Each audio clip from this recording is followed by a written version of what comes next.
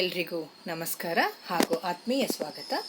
ವಿದ್ಯಾರ್ಥಿಗಳೇ, ಕಳೆದ ತರಗತಿಯಲ್ಲಿ ನಾವು ಕೃಷಿಗೆ ಹಣಕಾಸನ್ನು ನೀಡುತ್ತಿರುವಂತಹ ಸಾಂಸ್ಥಿಕೇತರ ಮೂಲಗಳು, ನಾನ್ ಇನ್ಸ್ಟಿಟ್ಯೂಷನಲ್ ಫಿನಾನ್ಷಿಯಲ್ ರಿಸೋರ್ಸಸ್, ಸಾಂಸ್ಥಿಕೇತರ ಮೂಲಗಳು ಅಥವಾ ಅವುಗಳನ್ನು ಖಾಸಗಿ ಮೂಲಗಳು ಅಂತ ಹೇಳಿ ಕರಿತೀವಿ. ಅದರಲ್ಲಿ ಕೃಷಿಗೆ ಹಣಕಾಸನ್ನು ನೀಡುತ್ತಿರುವಂತಹ ಸಾಂಸ್ಥಿಕೇತರ ಮೂಲಗಳ ಬಗ್ಗೆ ನಾವು ತಿಳ್ಕೊಂಡ್ವಿ.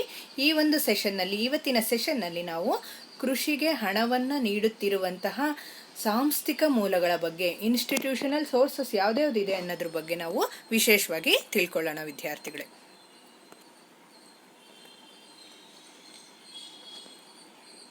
ಕೃಷಿಗೆ ಹಣವನ್ನು ನೀಡುತ್ತಿರುವಂತಹ ಪ್ರಮುಖ ಸಾಂಸ್ಥಿಕ ಮೂಲಗಳನ್ನು ನಾವಿವಾಗ ನೋಡೋದಾದರೆ, ಕೃಷಿಗೆ ಯಾವ ಎಲ್ಲ ಸಂಸ್ಥೆಗಳಿಂದ ಹಣಕಾಸು ಲಭ್ಯ ಇದೆ ಅಂತ ನಾವು ನೋಡ್ತಾ ಹೋಗೋಣ. ಮೊದಲನೇದಾಗಿ ಕೋಆಪರೇಟಿವ್ ಸೊಸೈಟೀಸ್ ಅಂತ ಹೇಳಿ ಕರಿತೀವಿ. ಸಹಕಾರ ಸಂಘಗಳು ಹಾಗೆಯೇ ಭೂ ಅಭಿವೃದ್ಧಿ ಬ್ಯಾಂಕುಗಳು, ಲ್ಯಾಂಡ್ ಡೆವಲಪ್ಮೆಂಟಲ್ ಬ್ಯಾಂಕ್ಸ್ ಅಂತ ಹೇಳಿ ಕರಿತೀವಿ. ಆಮೇಲೆ ವಾಣಿಜ್ಯ ಬ್ಯಾಂಕುಗಳು, ಕಮರ್ಷಿಯಲ್ ಬ್ಯಾಂಕ್ಸ್, ಇದು ಕೂಡ ಫೈನಾನ್ಷಿಯಲ್ ಇನ್ಸ್ಟಿಟ್ಯೂಷನ್ಸ್ ಅಂತ ಹೇಳಿ ಕರಿತೀವಿ, ಇನ್ಸ್ಟಿಟ್ಯೂಷನಲ್ ಸೋರ್ಸಸ್ ಅಂತ ಹೇಳಿ ಕರಿತೀವಿ. ಹಾಗೆಯೇ ಭಾರತದ ರಿಸರ್ವ್ ಬ್ಯಾಂಕ್, ಹಾಗೆಯೇ ಕೃಷಿ ಪುನರ್ಧನ ಮತ್ತು ಅಭಿವೃದ್ಧಿ ನಿಗಮ, ಅಗ್ರಿಕಲ್ಚರಲ್ ರೀಫಿನಾನ್ಸ್ ಆ್ಯಂಡ್ ಡೆವಲಪ್ಮೆಂಟಲ್ ಕಾರ್ಪೊರೇಷನ್ ಅಂತ ಹೇಳಿ ಕರಿತೀವಿ. ಹಾಗೆಯೇ ಸರ್ಕಾರನೂ ಕೂಡ ಕೃಷಿಗೆ ಹಣಕಾಸನ್ನು ಒದಗಿಸುತ್ತೆ. ಪ್ರಾದೇಶಿಕ ಗ್ರಾಮೀಣ ಬ್ಯಾಂಕುಗಳು, ರೀಜಿನಲ್ ರೂರಲ್ ಬ್ಯಾಂಕ್ಸ್ ಹಾಗೂ ನಬಾರ್ಡ್, ಈ ಎಲ್ಲ ಸಂಸ್ಥೆಗಳು ಕೃಷಿಗೆ ಪ್ರತ್ಯೇಕವಾಗಿ ಸಾಲವನ್ನು ನೀಡುತ್ತೆ. ಕಳೆದ ತರಗತಿಯಲ್ಲಿ ನಾವು ಖಾಸಗಿ ಸಂಸ್ಥೆಗಳು ಅಥವಾ ಸಾಂಸ್ಥಿಕೇತರ ಮೂಲಗಳು ಅಂತ ಹೇಳಿ ಕರಿತೀವಿ. ಅದರಲ್ಲಿ ನಮಗೆ ಮನಿ ಲೆಂಡರ್ಸ್, ಹಣದ ಲೇವಾದೇವಿಗಾರರು ಬರ್ತಾರೆ, ವ್ಯಾಪಾರಿಗಳು, ದಲ್ಲಾಳಿಗಳು, ಹಾಗೇನೆ ಜಮೀನ್ದಾರರು ಮತ್ತು ಸಂಬಂಧಿಕರು, ಇವರೆಲ್ಲರೂ ಕೂಡ ಖಾಸಗಿ ಮೂಲವಾಗಿದ್ದಾರೆ. ಅಂದರೆ ಸರ್ಕಾರದಿಂದ ಯಾವುದೇ ರೀತಿಯಾಗಿರ್ತಕ್ಕಂಥ ಅಧಿಕೃತವಾಗಿರ್ತಕ್ಕಂಥ ಒಂದು ಮನ್ನಣೆ ಅಥವಾ ಪರ್ಮಿಷನನ್ನು ತಗೊಳ್ದೇನೆ ಇವರು ಕೃಷಿ ಚಟುವಟಿಕೆಗಳಿಗೆ ಸಾಲವನ್ನು ನೀಡ್ತಾರೆ. ಆದರೆ ಇವತ್ತಿನ ಸೆಷನ್ನಲ್ಲಿ ನಾವು ಕೃಷಿಗಾಗಿ ಸಾಲವನ್ನು ನೀಡಲು ಇರುವಂತಹ ಒಂದು ಸಂಸ್ಥೆಗಳ ಬಗ್ಗೆ, ಸರ್ಕಾರದಿಂದ ಅಧಿಕೃತವಾಗಿ ಅಂಗೀಕಾರಗೊಂಡು ಕೃಷಿಗೆ ಸಾಲವನ್ನು ನೀಡುತ್ತಿರುವಂತಹ ಪ್ರಮುಖ ಸಾಂಸ್ಥಿಕ ಮೂಲಗಳನ್ನು ನಾವು ತಿಳ್ಕೊಳ್ತಾ ಹೋಗೋಣ. ಅದರಲ್ಲಿ ಮೊದಲನೇದಾಗಿ ನಮಗೆ ಕೋಆಪರೇಟಿವ್ ಸೊಸೈಟೀಸ್ ಅಥವಾ ಅವುಗಳನ್ನು ನಾವು ಸಹಕಾರಿ ಸಂಘಗಳು ಅಂತ ಹೇಳಿ ಕರಿತೀವಿ. ಇಂತಹ ಸಹಕಾರಿ ಸಂಘಗಳ ಬಗ್ಗೆ ನಾವು ಮೊದಲನೇದಾಗಿ ನೋಡೋಣ.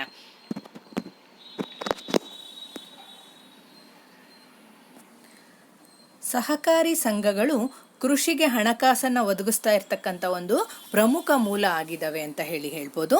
ಈ ಒಂದು ಸಹಕಾರ ಸಂಘಗಳು, ಕೋಆಪರೇಟಿವ್ ಸೊಸೈಟೀಸ್ ಏನಿದ್ದಾವೆ, ಅವು ಸಾಮಾನ್ಯವಾಗಿ ಗ್ರಾಮೀಣ ಪ್ರದೇಶಗಳಲ್ಲಿ ಅಸ್ತಿತ್ವದಲ್ಲಿರುತ್ತೆ ಅಂತ ಹೇಳ್ಬೋದು. ಇವು ಮುಖ್ಯವಾಗಿ ಯಾವ ರೀತಿ ಸಾಲವನ್ನು ಕೊಡುತ್ತೆ ಅಂತ ನಾವು ನೋಡೋದಾದರೆ, ಶಾರ್ಟ್ ಟರ್ಮ್ ಪೀರಿಯಡಿಗೂ ಕೊಡುತ್ತೆ, ಹಾಗೆಯೇ ಈ ಒಂದು ಮೀಡಿಯಮ್ ಟರ್ಮ್ ಅಂತ ಕರಿತೀವಿ, ಅಲ್ಪಾವಧಿಯ ಸಾಲವನ್ನು ಕೊಡುತ್ತೆ, ಮಧ್ಯಮಾವಧಿಯ ಸಾಲವನ್ನು ಸಹಕಾರ ಸಂಘಗಳು ನೀಡುತ್ತೆ ಅಂತ ಹೇಳ್ಬೋದು. ಇವು 1951ರಲ್ಲಿ ಕೃಷಿಗೆ ನೀಡುವಂತಹ ಒಟ್ಟು ಸಾಲದಲ್ಲಿ ಕೇವಲ 3% ಸಾಲ ಮಾತ್ರ ಸಹಕಾರ ಸಂಘಗಳಿಂದ ಲಭ್ಯ ಆಗ್ತಾ ಇತ್ತು. ಆದರೆ ಇದು 1975-76ರ ವೇಳೆಗಾಗ್ಲೇ ಇದರ ಒಂದು ಸಾಲ ನೀಡಿಕೆಯ ಪ್ರಮಾಣ 35%ಕ್ಕಿಂತನೂ ಜಾಸ್ತಿ ಆಯಿತು ಅಂತ ಹೇಳ್ಬೋದು.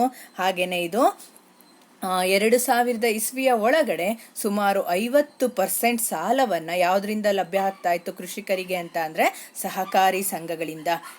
98-99ರ ದಶಕದಲ್ಲಿ ಇವು ಕೃಷಿಗೆ ಸುಮಾರು 50%ಕ್ಕಿಂತಲೂ ಅಧಿಕ ಸಾಲವನ್ನು ಸಹಕಾರಿ ಸಂಘಗಳು ನೀಡ್ತಾ ಇದ್ವು ಅಂತ ಹೇಳ್ಬೋದು. ಆದರೆ ಇತ್ತೀಚಿನ ವರ್ಷಗಳಲ್ಲಿ ಇದರ ಒಂದು ಪ್ರಮಾಣ, ಸಾಲ ನೀಡಿಕೆಯ ಪ್ರಮಾಣ, ಇದರ ಒಂದು ವ್ಯಾಪ್ತಿ ಏನಾಗಿದೆ ಅಂತ ಅಂದರೆ ಕಡಿಮೆ ಆಗ್ತಾ ಇದೆ ಅಂತ ಹೇಳ್ಬೋದು. ಇವು 17-18ರಲ್ಲಿ ಈ ಒಂದು ಕೃಷಿಗೆ ಸಾಲವನ್ನು ನೀಡುತ್ತಾ ಇರತಕ್ಕಂಥ ಒಂದು ಸಾಲದ ಪೂರೈಕೆಯ ಪ್ರಮಾಣ ಕೇವಲ 17% ಆಗಿದೆ ಅಂತ ಹೇಳ್ಬೋದು. ಇನ್ನು ಸಹಕಾರಿ ಸಂಘಗಳ ಬಗ್ಗೆ ನಾವು ನೋಡೋದಾದರೆ, ದೇಶದಲ್ಲಿ 2017-18ರಲ್ಲಿ ಸುಮಾರು 1,12,000 ಕ್ಕಿಂತಲೂ ಅಧಿಕ ಪ್ರಮಾಣದಲ್ಲಿ ಸಹಕಾರಿ ಸಂಘಗಳು ಅಸ್ತಿತ್ವದಲ್ಲಿ ಇದ್ವು ಅಂತ ಹೇಳ್ಬೋದು. ಆದರೆ ಇದರಲ್ಲಿ ಬರ್ತಕ್ಕಂಥ ಒಂದು ಮೇಯ್ನು ಡ್ರಾಬ್ಯಾಕ್ ಅಂತ ಅಂದರೆ ಇತ್ತೀಚಿನ ದಿನಗಳಲ್ಲೂ ಅಥವಾ ನಾವು ಹೇಳ್ಬೋದು ಇದುವರೆಗೂ ಕೂಡ ಕೆಲವೊಂದು ರಾಜ್ಯಗಳಲ್ಲಿ ಇನ್ನೂ ಕೂಡ ಸಹಕಾರಿ ಸಂಘಗಳು ವ್ಯಾಪಕವಾಗಿ ಅಸ್ತಿತ್ವಕ್ಕೇ ಬಂದಿಲ್ಲ. ಅಂತಹ ರಾಜ್ಯಗಳಿಗೆ ಉದಾಹರಣೆ ಅಂತ ಅಂದರೆ ನೀವು ನೋಡ್ಬೋದು ಸ್ಲೈಡಲ್ಲಿ ಪಶ್ಚಿಮ ಬಂಗಾಳ ಇರ್ಬೋದು, ಬಿಹಾರ ಇರ್ಬೋದು, ರಾಜಸ್ಥಾನ ಇರ್ಬೋದು, ಒರಿಸ್ಸಾ ಇರ್ಬೋದು, ಇವೇ ಮುಂತಾದ ರಾಜ್ಯಗಳಲ್ಲಿ ಇನ್ನು ಸಹಕಾರಿ ಸಂಘಗಳು ಅಷ್ಟೊಂದು ವ್ಯಾಪಕವಾಗಿ ಅಸ್ತಿತ್ವಕ್ಕೆ ಬರ್ದೇ ಇರೋದನ್ನು ನಾವು ಕಾಣ್ತಾ ಇದ್ದೀವಿ ವಿದ್ಯಾರ್ಥಿಗಳೇ. ಇದಿಷ್ಟು ಕೂಡ ಕೃಷಿಗೆ ಸಾಲವನ್ನು ನೀಡುತ್ತಿರುವಂತಹ ಪ್ರಮುಖ ಸಾಂಸ್ಥಿಕ ಮೂಲ. ಅದು ಮೊದಲನೇದಾಗಿ ಸಹಕಾರಿ ಸಂಘಗಳು ಸಾಮಾನ್ಯವಾಗಿ ಗ್ರಾಮೀಣ ಭಾಗದಲ್ಲಿ ಅಸ್ತಿತ್ವದಲ್ಲಿರುತ್ತೆ. ಇವು ಅಲ್ಪಾವಧಿ ಮಧ್ಯಮಾವಧಿ ಸಾಲವನ್ನು ಕೃಷಿ ಚಟುವಟಿಕೆಗಳಿಗೆ ಕೊಡುತ್ತೆ ಅಂತ ಹೇಳ್ಬೋದು. ಹಾಗೆಯೇ ಇವುಗಳು ನೀಡುತ್ತಿರುವಂತಹ ಸಾಲದ ಪೂರೈಕೆಯ ಪ್ರಮಾಣ 98-99ರ ದಶಕದಲ್ಲಿ 50%ಕ್ಕಿಂತಲೂ ಜಾಸ್ತಿ ಇತ್ತು. ಆದರೆ ಇತ್ತೀಚಿನ ದಿನಗಳಲ್ಲಿ ಇದರ ಒಂದು ಕಾರ್ಯವ್ಯಾಪ್ತಿ, ಇದರ ಒಂದು ಸಾಲ ಪೂರೈಕೆಯ ಪ್ರಮಾಣ ಕಡಿಮೆ ಆಗಿದೆ. 2017-18ರಲ್ಲಿ ಇದು 17% ಸಾಲವನ್ನು ಕೃಷಿ ಚಟುವಟಿಕೆಗಳಿಗೆ ನೀಡಿತ್ತು ಅಂತ ಹೇಳ್ಬೋದು ವಿದ್ಯಾರ್ಥಿಗಳೇ. ಸುಮಾರು 2017-18ರಲ್ಲಿ 1,12,000ಕ್ಕಿಂತಲೂ ಅಧಿಕ ಪ್ರಮಾಣದಲ್ಲಿ ಸಹಕಾರಿ ಸಂಘಗಳು ಅಸ್ತಿತ್ವದಲ್ಲಿರೋದನ್ನು ನಾವು ಕಾಣ್ಬೋದು ವಿದ್ಯಾರ್ಥಿಗಳೇ ನಮ್ಮ ದೇಶದಲ್ಲಿ. ಹಾಗೆಯೇ ಈ ಒಂದು ಸಹಕಾರಿ ಸಂಘಗಳ ಒಂದು ಕಾರ್ಯಾಚರಣೆಯನ್ನು ನಾವು ನೋಡೋದಾದರೆ, ಅದರ ಕಾರ್ಯವ್ಯಾಪ್ತಿಯನ್ನು ನೋಡೋದಾದರೆ, ಇಲ್ಲಿ ಹಲವಾರು ರಾಜ್ಯಗಳಲ್ಲಿ ಇನ್ನೂ ಕೂಡ ಸಹಕಾರ ಸಂಘಗಳು ಏನಾಗಿಲ್ಲ ಅಂತ ಅಂದರೆ ಅಸ್ತಿತ್ವಕ್ಕೆ ಬಂದಿಲ್ಲ ಅಂತ ಹೇಳ್ಬೋದು. ಇನ್ನು ಕೃಷಿಗೆ ಸಾಲವನ್ನು ನೀಡ್ತಾ ಇರ್ತಕ್ಕಂಥ ಇನ್ನೊಂದು ಬಹುಮುಖ್ಯ ಸೋರ್ಸ್ ಅಥವಾ ಮೂಲ ಅಂತ ಅಂದರೆ ಲ್ಯಾಂಡ್ ಡೆವಲಪ್ಮೆಂಟಲ್ ಬ್ಯಾಂಕ್ಸ್ ಅಂತ ಕರಿತೀವಿ ವಿದ್ಯಾರ್ಥಿಗಳೇ. ಭೂ ಅಭಿವೃದ್ಧಿ ಬ್ಯಾಂಕುಗಳು. ಮೊದಲನೇದು ಸಹಕಾರ ಸಂಘಗಳು. ಇವು ಕೃಷಿಗೆ ಕಾರ್ಯಾಚರಣೆಗೆ ಸಾಲವನ್ನು ಕೊಡುತ್ತೆ. ಸಹಕಾರ ಸಂಘಗಳು ಯಾವ ರೀತಿ ಸಾಲ ಕೊಡುತ್ತೆ ಅಂತ ಹೇಳಿದ್ವಿ? ಅಲ್ಪಾವಧಿಯ ಸಾಲವನ್ನು ಕೊಡುತ್ತೆ ಹಾಗೂ ಮಧ್ಯಮಾವಧಿಯ ಸಾಲವನ್ನು ಕೊಡುತ್ತೆ. ಆದರೆ ಈ ಒಂದು ಭೂ ಅಭಿವೃದ್ಧಿ ಬ್ಯಾಂಕುಗಳು ಸಹಕಾರ ಸಂಘಗಳ ರೀತಿಯಲ್ಲೇ ಇರುತ್ತೆ. ಆದರೆ ಇವು ಯಾವ ರೀತಿಯ ಸಾಲವನ್ನು ಕೊಡುತ್ತೆ ಅಂತ ನಾವು ನೋಡೋದಾದರೆ, ಈ ಒಂದು ಭೂ ಅಭಿವೃದ್ಧಿ ಬ್ಯಾಂಕುಗಳು ಅಲ್ಪಾವಧಿಯ ಸಾಲ ಮತ್ತು ಮಧ್ಯಮಾವಧಿಯ ಸಾಲವನ್ನು ಕೊಡಲ್ಲ. ಇವು ದೀರ್ಘಾವಧಿಯ ಸಾಲವನ್ನು ಕೃಷಿ ಚಟುವಟಿಕೆಗಳಿಗೆ ನೀಡುತ್ತೆ ಅಂತ ಹೇಳ್ಬೋದು ವಿದ್ಯಾರ್ಥಿಗಳೇ. ಇಂತಹ ಕೃಷಿ ಚಟುವಟಿಕೆಗಳಿಗೆ ಬೇಕಾಗಿರ್ತಕ್ಕಂಥ ದೀರ್ಘಾವಧಿಯ ಸಾಲವನ್ನು ನೀಡುವಲ್ಲಿ ಭೂ ಅಭಿವೃದ್ಧಿ ಬ್ಯಾಂಕುಗಳು ಪ್ರಮುಖ ಪಾತ್ರವನ್ನು ನಿರ್ವಹಿಸುತ್ತೆ ಅಂತ ಹೇಳ್ಬೋದು. ದೀರ್ಘಾವಧಿಯ ಸಾಲ ಯಾವ ಒಂದು ಉದ್ದೇಶಕ್ಕೆ ಕೊಡುತ್ತೆ ಅಂತ ಅಂದರೆ, ಕೃಷಿ ಚಟುವಟಿಕೆಗಳಿಗೆ ಸುಮಾರು 15-20 ವರ್ಷಗಳ ಅವಧಿಗೆ ಬೇಕಾಗಿರ್ತಕ್ಕಂಥ ಸಾಲವನ್ನು ಇದು ಒದಗಿಸುತ್ತೆ ಅಂತ ಹೇಳ್ಬೋದು. ಇದು ಕೃಷಿಗೆ ಸಾಲವನ್ನು ಹಾಗೇನೆ ಕೊಡಲ್ಲ, ಜಮೀನಿನ ಭದ್ರತೆಯ ಆಧಾರದ ಮೇಲೆ ಏನು ಮಾಡುತ್ತೆ ಅಂತ ಅಂದರೆ ಸಾಲವನ್ನು ನೀಡುತ್ತೆ ಅಂತ ಹೇಳ್ಬೋದು ವಿದ್ಯಾರ್ಥಿಗಳೇ. 1950-51ರಲ್ಲಿ ಮತ್ತು 98-99ರ ವೇಳೆಗಾಗಲೇ ಇವು ಏನಾಗಿತ್ತು ಅಂತ ಅಂದರೆ, 50-51ರಲ್ಲಿ ಕೇವಲ 286ರಷ್ಟಿತ್ತು. 98-99ರ ವೇಳೆಗೆ 855 ಭೂ ಅಭಿವೃದ್ಧಿ ಬ್ಯಾಂಕುಗಳು ಭಾರತದಲ್ಲಿ ಅಸ್ತಿತ್ವದಲ್ಲಿ ಬಂದಿರತಕ್ಕಂಥದ್ದನ್ನು ನಾವು ಕಾಣ್ಬೋದು ವಿದ್ಯಾರ್ಥಿಗಳೇ. ಹಾಗೆಯೇ ಇವುಗಳು ನೀಡುತ್ತಿರುವಂತಹ ಸಾಲದ ಪೂರೈಕೆಯ ಪ್ರಮಾಣನೂ ಕೂಡ ಹೆಚ್ಚಾಗ್ತಾ ಹೋಗಿದೆ. 2001ರಲ್ಲಿ 3,200 ಕೋಟಿ ರೂಪಾಯಿಗಳಷ್ಟು ಸಾಲವನ್ನು ಕೊಟ್ಟಿದ್ವು. 17-18ರ ವೇಳೆಗಾಗಲೇ ಇವು 5,200 ಕೋಟಿ ನೀವು ಗಮನಿಸ್ಬೋದು ಸ್ಲೈಡಲ್ಲಿ. 2017 ಮತ್ತು 18ರಲ್ಲಿ ಸುಮಾರು 5,200 ಕೋಟಿ ರೂಪಾಯಿಗಳಿಗಿಂತಲೂ ಅಧಿಕ ಸಾಲವನ್ನು ಭೂ ಅಭಿವೃದ್ಧಿ ಬ್ಯಾಂಕುಗಳು ಕೃಷಿ ಚಟುವಟಿಕೆಗಳಿಗೆ ಬೇಕಾಗಿರ್ತಕ್ಕಂಥ ದೀರ್ಘಾವಧಿಯ ಸಾಲಗಳನ್ನು ನೀಡಿದವೆ ಅಂತ ಹೇಳ್ಬೋದು. 65%ಗಿಂತಲೂ ಅಧಿಕ ಭೂ ಅಭಿವೃದ್ಧಿ ಬ್ಯಾಂಕುಗಳು ಕರ್ನಾಟಕದಲ್ಲಿ ಅಸ್ತಿತ್ವದಲ್ಲಿದೆ. ಹಾಗೆಯೇ ಈ ಒಂದು ಬ್ಯಾಂಕುಗಳು ಈ ಒಂದು ಭೂ ಅಭಿವೃದ್ಧಿ ಬ್ಯಾಂಕುಗಳನ್ನು ನಾವು ಸಾಮಾನ್ಯವಾಗಿ ಕರ್ನಾಟಕ, ತಮಿಳುನಾಡು, ಆಂಧ್ರ ಪ್ರದೇಶದಲ್ಲಿಯೇ ಇಂತಹ 65%ಗಿಂತಲೂ ಬ್ಯಾಂಕುಗಳು ಏನಾಗಿದೆ ಅಂತ ಅಂದರೆ ಕೇಂದ್ರೀಕೃತಗೊಂಡಿವೆ. ಈ ಒಂದು ಬ್ಯಾಂಕುಗಳಲ್ಲಿ ಬರ್ತಕ್ಕಂಥ ಮೇಯ್ನ್ ಒಂದು ಲಿಮಿಟೇಷನ್ ಅಂತ ಅಂದರೆ, ಶ್ರೀಮಂತ ರೈತರು ಮಾತ್ರ ಇದರ ಪ್ರಯೋಜನವನ್ನು ಪಡ್ಕೊಳ್ತಾರೆ. ಯಾಕೆ ಅಂತ ಅಂದರೆ, ಅವರು ಭದ್ರತೆಗಳನ್ನು ನೀಡಿ ಸಾಲವನ್ನು ಪಡೀಲಿಕ್ಕೆ ಇದರಿಂದ ಸಾಧ್ಯ ಆಗುತ್ತೆ. ಹಾಗಾಗಿ ಈ ಒಂದು ಶ್ರೀಮಂತ ರೈತರು ಮಾತ್ರ ಈ ಒಂದು ಸೌಕರ್ಯವನ್ನು ಭೂ ಅಭಿವೃದ್ಧಿ ಬ್ಯಾಂಕಿನಿಂದ ಅಧಿಕ ಪ್ರಮಾಣದಲ್ಲಿ ಪಡ್ಕೊಳ್ಬೋದು ಅಂತ ಹೇಳ್ಬೋದು. ಸೊ ಹಾಗಾದರೆ ಕೃಷಿಗೆ ಹಣಕಾಸನ್ನು ನೀಡುತ್ತಿರುವಂತಹ ಇನ್ನೊಂದು ಬಹುಮುಖ್ಯ ಸೋರ್ಸ್ ಯಾವುದಿದೆ ಅಂತ ಅಂದರೆ ವಾಣಿಜ್ಯ ಬ್ಯಾಂಕುಗಳು ಅಂತ ಕರಿತೀವಿ, ಕಮರ್ಷಿಯಲ್ ಬ್ಯಾಂಕ್ಸ್ ಅಂತ ಕರಿತೀವಿ. ಸೊ ಯಾವ ರೀತಿ ವಾಣಿಜ್ಯ ಬ್ಯಾಂಕುಗಳು ಕೃಷಿಯ ಅಭಿವೃದ್ಧಿಗೆ ನೆರವಾಗ್ತವೆ ಅಂತ ನಾವು ನೋಡೋಣ. ವಾಣಿಜ್ಯ ಬ್ಯಾಂಕುಗಳನ್ನು ಪ್ರಥಮ ಬಾರಿಗೆ ವಿದ್ಯಾರ್ಥಿಗಳೇ 1969ರಲ್ಲಿ ರಾಷ್ಟ್ರೀಕರಣ ಮಾಡಿದ್ರು. ಇಂತಹ ರಾಷ್ಟ್ರೀಕರಣ ಆಗೋದಕ್ಕಿಂತ ಮುಂಚೆ ವಾಣಿಜ್ಯ ಬ್ಯಾಂಕುಗಳ ಮುಖ್ಯ ಉದ್ದೇಶ ಏನಾಗಿತ್ತಪ್ಪ ಅಂತ ಅಂದರೆ ಕೇವಲ ವಾಣಿಜ್ಯ ಚಟುವಟಿಕೆಗಳಿಗೆ ಮಾತ್ರ ಸಾಲವನ್ನು ಕೊಡ್ತಾ ಇದ್ರು, ಕೃಷಿಗೆ ಸಾಲವನ್ನು ನೀಡ್ತಾ ಇರಲಿಲ್ಲ. ಆದರೆ 69ರಲ್ಲಿ ಬ್ಯಾಂಕುಗಳ ರಾಷ್ಟ್ರೀಕರಣ ಆದ ನಂತರ ಏನಾಯಿತು ಅಂತ ಅಂದರೆ ಕೃಷಿ ಕಾರ್ಯ ಚಟುವಟಿಕೆಗಳಿಗೆ ಅಧಿಕ ಪ್ರಮಾಣದಲ್ಲಿ ಸಾಲವನ್ನು ನೀಡಲಿಕ್ಕೆ ಆರಂಭ ಮಾಡಿದ್ವು ಅಂತ ಹೇಳ್ಬೋದು ವಿದ್ಯಾರ್ಥಿಗಳೇ. ಇದು 61-62ರಲ್ಲಿ ಬರೀ 0.6% ಮಾತ್ರ ಸಾಲ, ಅಂದರೆ 1%ಗಿಂತಲೂ ಕಡಿಮೆ ಪ್ರಮಾಣದಲ್ಲಿ ಕೃಷಿಗೆ ಸಾಲವನ್ನು ನೀಡ್ತಾ ಇದ್ವು ಅಂತ ಹೇಳ್ಬೋದು. ಆದರೆ ಇದು ಏನಾಯಿತು ಅಂತ ಅಂದರೆ 98ರ ವೇಳೆಗೆ 1998ರ ವೇಳೆಗಾಗಲೇ ಇದು 30%ಗೆ ಹೆಚ್ಚಾಯಿತು ಅಂತ ಹೇಳ್ಬೋದು ವಿದ್ಯಾರ್ಥಿಗಳೇ. ಅಂದರೆ ಇಂತಹ ವಾಣಿಜ್ಯ ಬ್ಯಾಂಕುಗಳು ಗ್ರಾಮೀಣ ಪ್ರದೇಶದಲ್ಲಿ ನೀಡುವಂತಹ ಸಾಲದ ಪ್ರಮಾಣನೂ ಹೆಚ್ಚಾಗ್ತಾ ಹೋಯಿತು, ಹಾಗೆಯೇ ಶಾಖೆಗಳ ಸಂಖ್ಯೆನೂ ಕೂಡ ಏನಾಗಿದೆ ಅಂತ ಅಂದರೆ ಅಧಿಕ ಆಗಿದೆ ಅಂತ ಹೇಳ್ಬೋದು. 1969ರಲ್ಲಿ ಕೇವಲ ಎಷ್ಟು ಬ್ಯಾಂಕುಗಳಿತ್ತು ಅಂತ ಅಂದರೆ 1860 ವಾಣಿಜ್ಯ ಬ್ಯಾಂಕುಗಳು ಮಾತ್ರ ಗ್ರಾಮೀಣ ಪ್ರದೇಶದಲ್ಲಿ ಇತ್ತು. ಆದರೆ 2017ರ ವೇಳೆಗಾಗಲೇ ಇದೇನಾಗಿದೆ ಅಂತ ಅಂದರೆ ಸುಮಾರು 35,600 ಶಾಖೆಗಳಿಗಿಂತಲೂ ಅಧಿಕ ಪ್ರಮಾಣದಲ್ಲಿ ವಾಣಿಜ್ಯ ಬ್ಯಾಂಕುಗಳ ಶಾಖೆಗಳು ಗ್ರಾಮೀಣ ಪ್ರದೇಶದಲ್ಲಿ ಅಸ್ತಿತ್ವಕ್ಕೆ ಬಂದಿರೋದನ್ನು ನಾವು ಕಾಣ್ತಿದ್ದೀವಿ.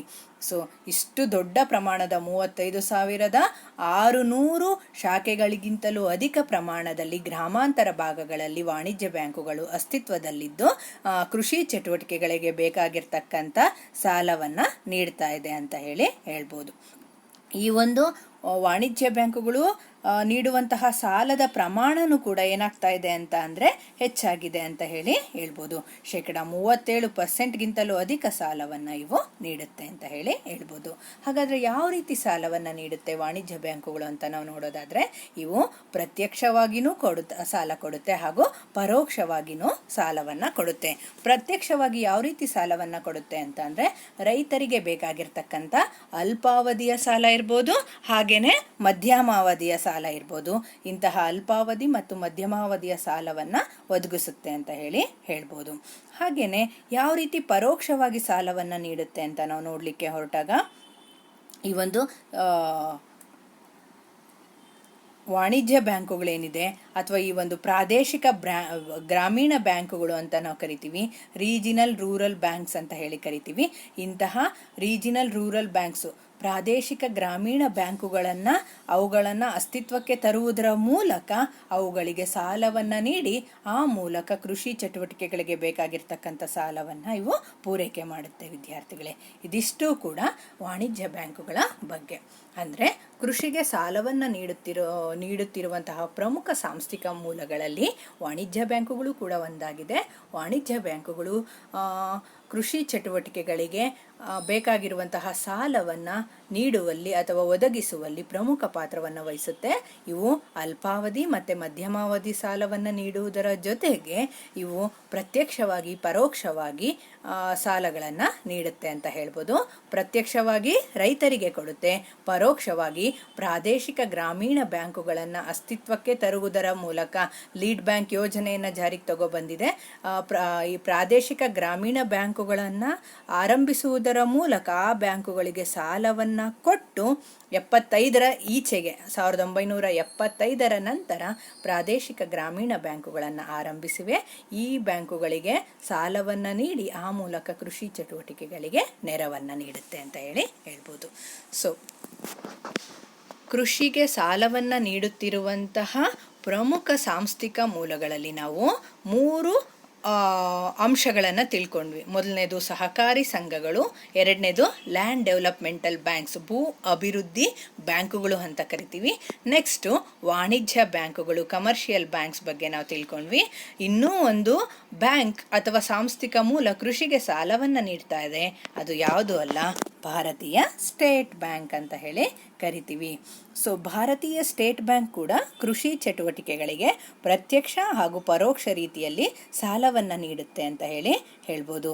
ಇದು ಭಾರತೀಯ ಸ್ಟೇಟ್ ಬ್ಯಾಂಕ್ ಏನು ಮಾಡುತ್ತೆ ಅಂತ ಅಂದರೆ ಸಹಕಾರಿ ಸಂಘಗಳಿಗೆ ಏನು ಮಾಡುತ್ತೆ ಅಂದರೆ ರಿಯಾಯಿತಿ ದರದಲ್ಲಿ, ನಾವು ಮೊದಲನೇ ನೋಡಿದ್ವಲ್ಲ ಕೋಆಪರೇಟಿವ್ ಸೊಸೈಟಿಯು, ಇಂತಹ ಕೋಆಪರೇಟಿವ್ ಸೊಸೈಟೀಸ್ಗೆ ರಿಯಾಯಿತಿ ದರದಲ್ಲಿ ಸಾಲವನ್ನು ನೀಡುತ್ತೆ. ಅಂದರೆ ಕಡಿಮೆ ಬಡ್ಡಿ ದರದಲ್ಲಿ ಸಾಲವನ್ನು ನೀಡುವುದರ ಮೂಲಕ ಸಹಕಾರಿ ಮಾರುಕಟ್ಟೆ ಇರ್ಬೋದು, ಸಂಸ್ಕರಣಾ ಸಂಘ ಇರ್ಬೋದು, ಇವುಗಳಿಗೆ ಅತ್ಯಂತ ಸುಲಭವಾಗಿ ಸಾಲವು ದೊರೆಯುವಂತೆ ಮಾಡುತ್ತೆ.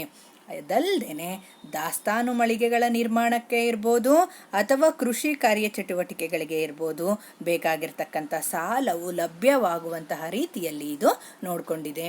ಇದಲ್ಲದೆ ಈ ಒಂದು ಭಾರತೀಯ ಸ್ಟೇಟ್ ಬ್ಯಾಂಕ್ ಗ್ರಾಮ ದತ್ತು ಯೋಜನೆಯನ್ನು ಜಾರಿಗೆ ತಂದಿದೆ. ಇದ್ರ ಪ್ರಕಾರ 500 ಹಳ್ಳಿಗಳನ್ನು ತನ್ನ ಕಾರ್ಯಾಚರಣೆಗೆ ಅಳವಡಿಸಿಕೊಂಡು ಉತ್ತಮವಾಗಿ ಸಾಗುವಳಿ ಮಾಡಬಲ್ಲಂತಹ ರೈತರಿಗೆ ಏನು ಮಾಡುತ್ತೆ ಅಂತ ಅಂದರೆ ಹಣಕಾಸಿನ ನೆರವನ್ನು ನೀಡುತ್ತೆ ಅಂತ ಹೇಳ್ಬೋದು.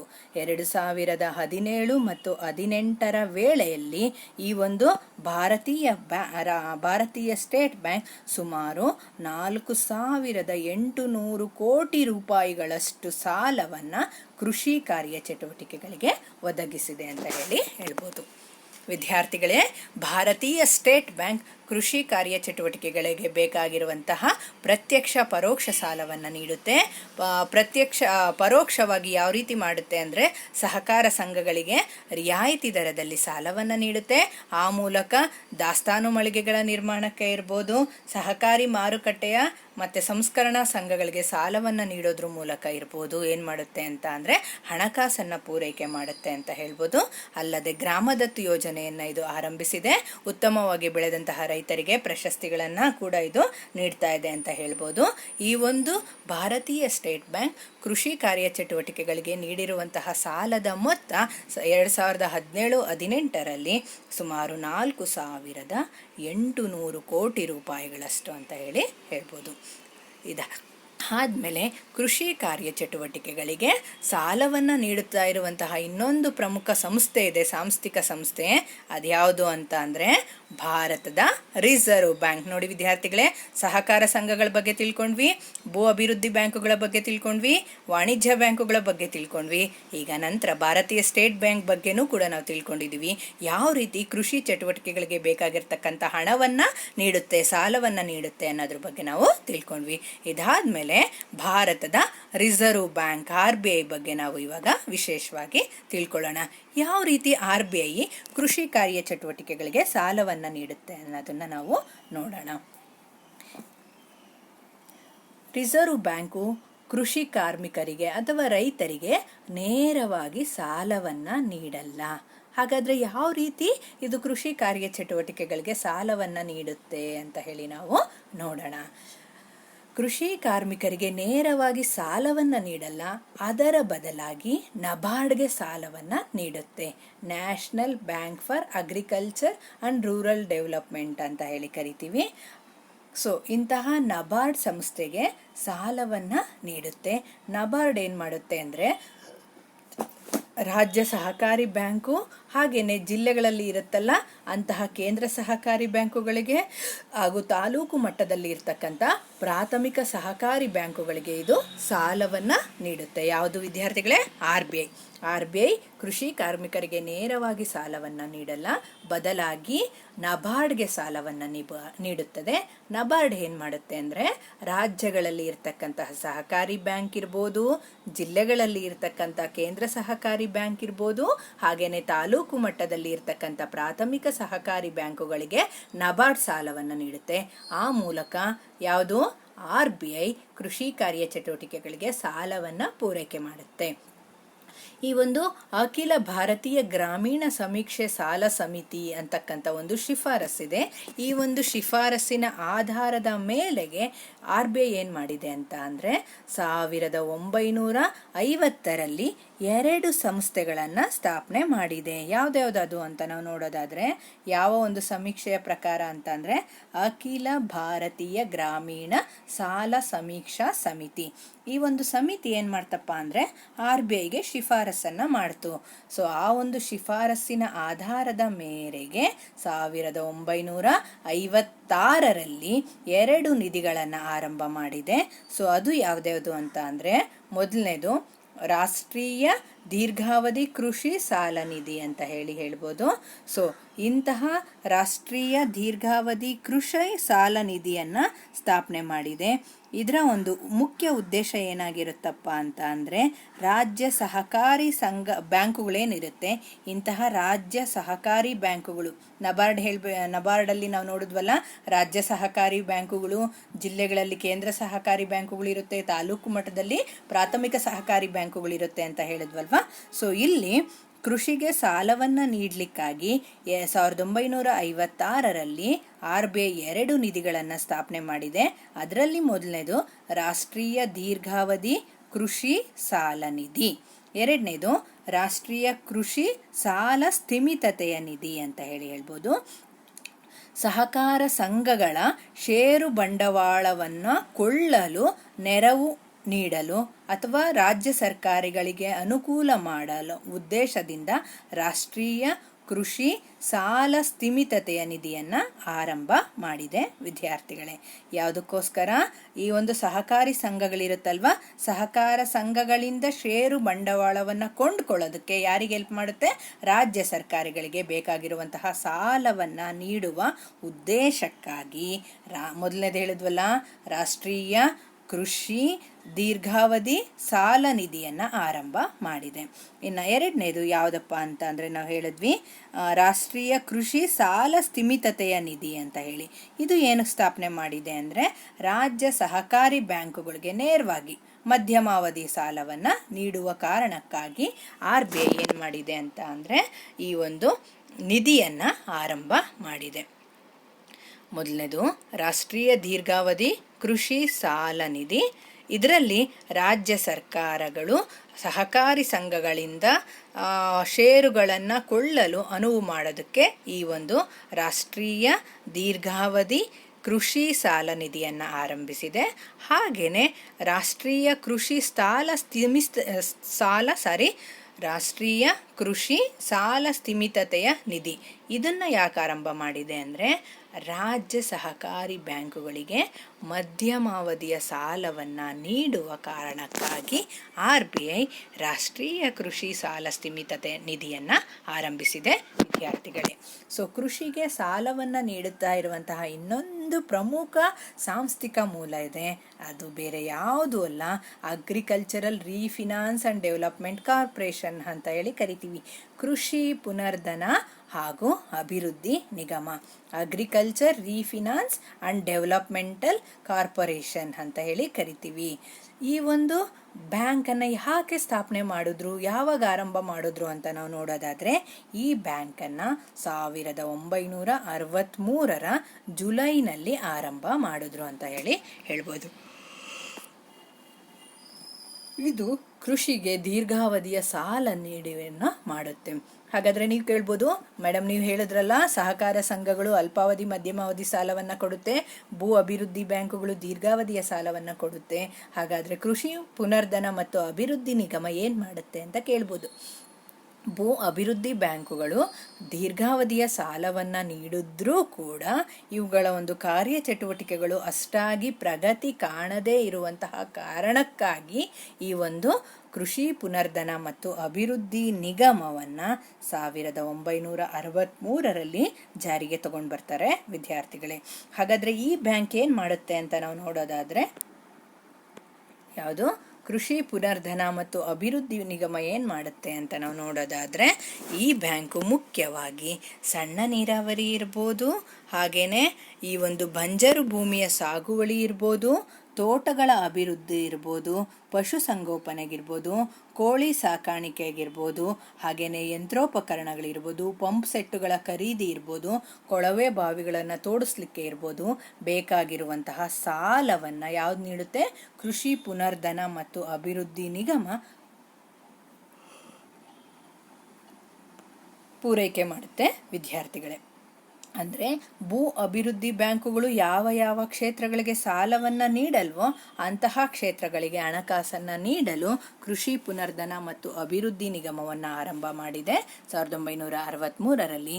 ಈ ನಿಗಮವು ಮುಖ್ಯವಾಗಿ ಸಣ್ಣ ನೀರಾವರಿ ಇರ್ಬೋದು, ಬಂಜರು ಭೂಮಿಯ ಅಭಿವೃದ್ಧಿ ಅಥವಾ ಸಾಗುವಳಿ ತೋಟಗಳ ಅಭಿವೃದ್ಧಿ ಇರ್ಬೋದು, ಪಶುಸಂಗೋಪನೆ ಇರ್ಬೋದು, ಕೋಳಿ ಸಾಕಾಣಿಕೆ ಇರ್ಬೋದು, ಯಂತ್ರೋಪಕರಣಗಳ ಖರೀದಿ ಇರ್ಬೋದು, ಹಾಗೆಯೇ ಕೊಳವೆ ಬಾವಿಗಳನ್ನು ತೋಡಿಸ್ಲಿಕ್ಕೆ ಇರ್ಬೋದು, ಇವೇ ಮುಂತಾದ ಚಟುವಟಿಕೆಗಳಿಗೆ ಬೇಕಾಗಿರ್ತಕ್ಕಂಥ ಸಾಲವನ್ನು ಅತ್ಯಂತ ಕಡಿಮೆ ಬಡ್ಡಿ ದರದಲ್ಲಿ ಸಹಕಾರ ಬ್ಯಾಂಕುಗಳಿಗೆ ಕಡಿಮೆ ಬಡ್ಡಿ ದರದಲ್ಲಿ ಸಾಲವನ್ನು ನೀಡುತ್ತೆ ಅಂತ ಹೇಳ್ಬೋದು. ಹಾಗೆಯೇ ಈ ಒಂದು ಭೂ ಅಭಿವೃದ್ಧಿ ಬ್ಯಾಂಕುಗಳು ಮುಖ್ಯವಾಗಿ ಹಿಂದುಳಿದ ಪ್ರದೇಶಗಳ ಅಭಿವೃದ್ಧಿಗೆ ಏನು ಮಾಡುತ್ತೆ ಅಂತ ಅಂದರೆ ವಿಶೇಷವಾಗಿರ್ತಕ್ಕಂಥ ಕಾಳಜಿಯನ್ನು ವಹಿಸುತ್ತೆ. ಕೇವಲ ಹಿಂದುಳಿದ ಪ್ರದೇಶಗಳ ಅಭಿವೃದ್ಧಿ ಅಷ್ಟೇ ಅಲ್ಲ, ಸಣ್ಣ ರೈತರು, ಸೀಮಾಂತ ರೈತರು, ಪರಿಶಿಷ್ಟ ಜಾತಿ ಇರ್ಬೋದು, ಪರಿಶಿಷ್ಟ ಪಂಗಡ ಇರ್ಬೋದು, ಇಂತಹ ಒಂದು ಜನರ ಪ್ರಗತಿಯಲ್ಲಿ ಭೂ ಅಭಿವೃದ್ಧಿ ಕೃಷಿ ಪುನರ್ಧನ ಮತ್ತು ಅಭಿವೃದ್ಧಿ ನಿಗಮ ವಿಶೇಷವಾಗಿರ್ತಕ್ಕಂಥ ಒಂದು ಒತ್ತನ್ನು ಅಥವಾ ವಿಶೇಷವಾಗಿರ್ತಕ್ಕಂಥ ಕಾಳಜಿಯನ್ನು ಹೊಂದಿದೆ ಅಂತ ಹೇಳ್ಬೋದು. ಹಿಂದುಳಿದ ಪ್ರದೇಶಗಳ ಅಭಿವೃದ್ಧಿಗಾಗಿ 50% ಸಾಲವನ್ನು, ಪುನರ್ಧನ ಸೌಲಭ್ಯವನ್ನು ಇವು ನೀಡ್ತಾ ಇದೆ ಅಂತ ಹೇಳ್ಬೋದು. ಸೊ ವಿದ್ಯಾರ್ಥಿಗಳೇ, ಹಾಗೇನೆ ಕೃಷಿಗೆ ಸಾಲವನ್ನು ನೀಡುತ್ತಾ ಇರುವಂತಹ ಇನ್ನೊಂದು ಪ್ರಮುಖ ಮೂಲ ಇದೆ. ಅದು ಯಾವುದು ಅಂತ ಅಂದರೆ ಸಾಂಸ್ಥಿಕ ಮೂಲ, ಬೇರೆ ಯಾವುದು ಅಲ್ಲ, ಸರ್ಕಾರ.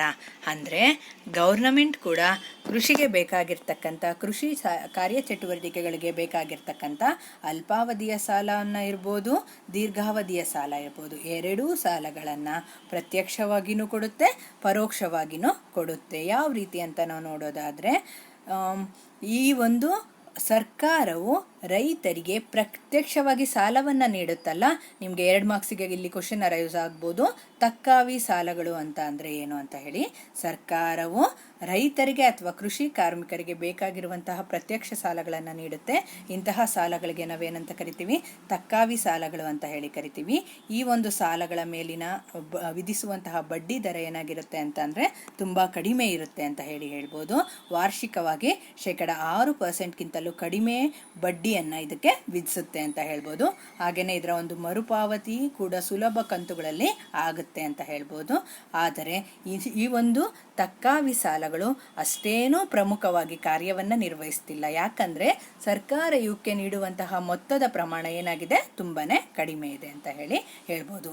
ಹಾಗೆಯೇ ಸರ್ಕಾರ ಏನು ಮಾಡುತ್ತೆ ಅಂತ ಅಂದರೆ ಪರೋಕ್ಷವಾಗಿ ಕೂಡ ಕೃಷಿ ಕಾರ್ಯಚಟುವಟಿಕೆಗಳಿಗೆ ಹಣಕಾಸನ್ನು ನೀಡುತ್ತೆ ಅಂತ ಹೇಳ್ಬೋದು. ಯಾವ ರೀತಿ ಅಂತ ನಾವು ನೋಡಲಿಕ್ಕೆ ಹೋದಾಗ ಸಹಕಾರ ಸಂಘಗಳಿಗೆ ಏನು ಮಾಡುತ್ತೆ ಅಂತ ಅಂದರೆ ಸಾಲವನ್ನು ಪೂರೈಕೆ ಮಾಡುತ್ತೆ. ಸೊ ಈ ಒಂದು ದುರ್ಬಲ ಸಹಕಾರ ಸಂಘಗಳು ಯಾವುದಿರುತ್ತೆ ಅಂತಹ ದುರ್ಬಲ ಸಹಕಾರ ಸಂಘಗಳನ್ನು ಬಲಗೊಳಿಸೋದಕ್ಕೆ ಮತ್ತೆ ಏನು ಮಾಡುತ್ತೆ ಅಂತ ಅಂದರೆ ಹಣಕಾಸಿನ ನೆರವನ್ನು ನೀಡುತ್ತೆ. ಅಲ್ಲದೆ ಸಿಬ್ಬಂದಿಯ ತರಬೇತಿಗಾಗಿ ಕೂಡ, ಅಂದರೆ ಸಹಕಾರ ಸಂಘಗಳಲ್ಲಿ ಯಾರು ಕಾರ್ಯವನ್ನು ನಿರ್ವಹಿಸ್ತಾ ಇರ್ತಾರೆ ಅಂತಹ ಸಿಬ್ಬಂದಿಗಳ ತರಬೇತಿಗೂ ಕೂಡ ಹಣವನ್ನು ವೆಚ್ಚ ಮಾಡುತ್ತೆ. ಈ ರೀತಿಯಾಗಿ ಏನು ಮಾಡುತ್ತೆ ಅಂತ ಅಂದರೆ ಸರ್ಕಾರ ಕೃಷಿ ಚಟುವಟಿಕೆಗಳಿಗೆ ಬೇಕಾಗಿರ್ತಕ್ಕಂಥ ಪ್ರತ್ಯಕ್ಷ ಮತ್ತು ಪರೋಕ್ಷ ಸಾಲಗಳನ್ನು ನೀಡುತ್ತೆ. ಇಲ್ಲಿ ಸರ್ಕಾರವು ನೇರವಾಗಿ ಕೃಷಿ ಕಾರ್ಮಿಕರಿಗೆ ನೀಡುವಂತಹ ಸಾಲಕ್ಕೆ ತಕ್ಕಾವಿ ಸಾಲಗಳು ಅಂತ ಕರಿತೀವಿ. ಹಾಗೆಯೇ ಸಹಕಾರ ಸಂಘಗಳಿಗೆ ಸಾಲವನ್ನು ನೀಡೋದ್ರ ಮೂಲಕ ಸರ್ಕಾರನೂ ಕೂಡ ಏನು ಮಾಡುತ್ತೆ ಅಂದರೆ ಪರೋಕ್ಷವಾಗಿ ಕೃಷಿ ಕಾರ್ಯಚಟುವಟಿಕೆಗಳಿಗೆ ಹಣವನ್ನು ನೀಡುತ್ತೆ ಅಂತ ಹೇಳ್ಬೋದು ವಿದ್ಯಾರ್ಥಿಗಳೇ. ಇದಲ್ಲದೆ ನಮಗೆ ಇನ್ನೂ 2 ಸಾಂಸ್ಥಿಕ ಮೂಲಗಳಿದೆ. ನಾವು ಆಲ್ರೆಡಿ ಹೇಳಿರೋ ಹಾಗೇನೆ ಯಾವ್ದ್ಯಾವ್ದು ಅಂತ ಹೇಳಿದ್ವಿ. ಒಂದು ರೀಜಿನಲ್ ರೂರಲ್ ಬ್ಯಾಂಕ್ಸ್ ಅಂತ ಕರಿತೀವಿ ವಿದ್ಯಾರ್ಥಿಗಳೇ. ಪ್ರಾದೇಶಿಕ ಗ್ರಾಮೀಣ ಬ್ಯಾಂಕುಗಳು ಮತ್ತು ನಬಾರ್ಡ್ ಇವು ಕೂಡ ಕೃಷಿ ಕಾರ್ಯಚಟುವಟಿಕೆಗಳಿಗೆ ಬೇಕಾಗಿರ್ತಕ್ಕಂಥ ಸಾಲವನ್ನು ನೀಡುತ್ತೆ. ಆದರೆ ಇದರ ಬಗ್ಗೆ ಇನ್ನೊಂದು ಸೆಷನ್ನಲ್ಲಿ ನಾವು ತಿಳ್ಕೊಳ್ಳೋಣ. ನಿಮ್ಗೆ ಅಕಸ್ಮಾತ್ ಕ್ವಶನ್ ಕೇಳಿದ್ರೆ ಕೃಷಿಗೆ ಹಣವನ್ನು ನೀಡುತ್ತಿರುವಂತಹ ಮೂಲಗಳ ಬಗ್ಗೆ ಬರೀರಿ ಅಂದರೆ ನಾವು ಕಳೆದ ಸೆಷನ್ನಲ್ಲೇ ಆಲ್ರೆಡಿ ಡಿಸ್ಕಸ್ ಮಾಡಿದ್ದೀವಿ ಸಾಂಸ್ಥಿಕೇತರ ಮೂಲಗಳ ಬಗ್ಗೆ. ಅಂದರೆ ಹಣದ ಲೇವಾದೇವಿಗಾರರು, ವ್ಯಾಪಾರಿಗಳು, ದಲ್ಲಾಳಿಗಳು, ಸಂಬಂಧಿಕರು, ಜಮೀನ್ದಾರರು ಇವರೇ ಏನು ಮಾಡ್ತಾರೆ ಅಂತ ಅಂದರೆ ಕೃಷಿಗೆ ಹಣಕಾಸನ್ನು ನೀಡುತ್ತಿರುವಂತಹ ಸಾಂಸ್ಥಿಕೇತರ ಮೂಲಗಳಾಗಿದ್ದಾವೆ. ಮತ್ತು ಸಾಂಸ್ಥಿಕ ಮೂಲಗಳ ಬಗ್ಗೆ ನೀವು ಕೇಳಿದ್ರೆ ಇವೆಲ್ಲದನ್ನು ಬರಿಬೇಕಾಗತ್ತೆ. ಸಹಕಾರಿ ಸಂಘ, ಭೂ ಅಭಿವೃದ್ಧಿ ಬ್ಯಾಂಕು, ವಾಣಿಜ್ಯ ಬ್ಯಾಂಕು, ಭಾರತೀಯ ಸ್ಟೇಟ್ ಬ್ಯಾಂಕ್, RBI, ಕೃಷಿ ಪುನರ್ಧನ ಮತ್ತು ಅಭಿವೃದ್ಧಿ ನಿಗಮ, ಸರ್ಕಾರ, ಹಾಗೆಯೇ RRBs ಅಂತ ಕರಿತೀವಿ, ನಬಾರ್ಡ್. ಇವೆರಡೂ ವಿಚಾರಗಳ ಬಗ್ಗೆ ಮುಂದಿನ ಸೆಷನ್ನಲ್ಲಿ ನಾವು ನೋಡೋಣ. Thank you one and all.